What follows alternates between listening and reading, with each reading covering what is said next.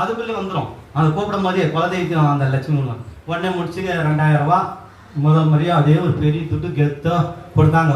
சாமி பின்னே சொல்லிட்டேன், இவங்களுக்கு சொல்லிட்டேன், டே அப்பா நான் சாப்பாடு கூட வழியில் இருக்கிறேன், போகிற இடத்தெல்லாம் சொல்கிறாங்கடா அப்பா, இல்லைன்னா உங்களை கூட்டினே போக மாட்டேன், எனக்கு பணம் பிரச்சனை இருந்தானிக்கு இப்படிலாம் இருக்குதுன்ட்டு.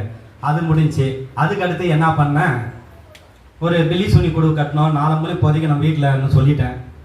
அந்த ஊரில் ஏதோ குட்டி குட்டியாக வருது, அது பண்ணுது இது பண்ணுது, நைட் ஆனால் தூங்கும். ஆனால் அது பாரு முடிஞ்சா 12 மணி வரையும் அவங்க தூங்கினுக்கிறாங்க. மறாந்தாள் 12 மணி ஃபோன் பண்ணுறாங்க. நான் ஒரு வேளை திட்டுறாங்களோ என்ன ஃபோன் பண்ணி பயந்துனுக்கிறேன். சாமி நீங்கள் பண்ண இதில் நாங்கள் 12 மணி குடும்பமே தூங்கினாங்க சாமி, இவ்வளோ நாள் தூங்காதவங்க அற்புதமான தூக்கம் என் வாழ்க்கையிலேயே நான் மறக்க முடியாதுன்றது பெரிய சந்தோஷம் எனக்கு.